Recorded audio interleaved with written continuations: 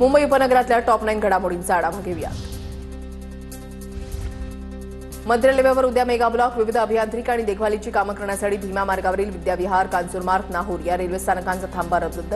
दरम्यान पश्चिम रेल्वेवर शनिवारी रात्रकालीन ब्लॉक।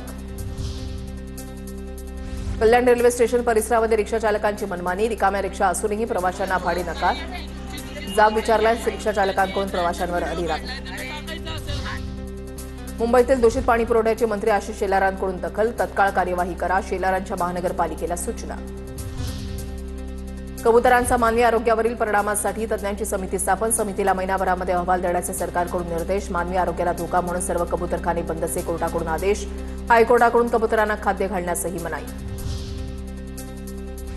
मुंबईतील पालिका रुग्णालयामध्ये रेबीज लसींचा तुटवडा। रुग्णांची गर्दी आणि गैरसोय वाढली। भटक्या कुत्र्यांच्या चाव्यानंतर पालिका रुग्णालयामध्ये उपचाराची कमतरता। डोंबिवलीमध्ये खड्ड्यांच्या विरोधात आज मनसेचं आंदोलन। मात्र आंदोलनापूर्वीच पोलिसांनी कार्यकर्त्यांना बजावल्या नोटिसा।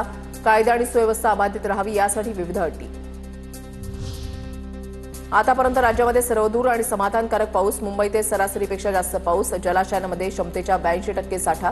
गेल्या वर्षीच्या तुलनेमध्ये यंदा जलसाठा वाढला। पर्यावरणपूरक गणरायासाठी कल्याणकरांचा उत्साह। शाडू कागदाच्या लगद्याच्या मूर्तींना मोठी मागणी। इको फ्रेंडली मूर्तींना अधिक मागणी। मुंबईमध्ये विसर्जनासाठी यंदा 250हून अधिक कृत्रिम तलाव। 6 फुटांखालील गणेश मूर्तींचं कृत्रिम तलावातच विसर्जन करावं लागणार।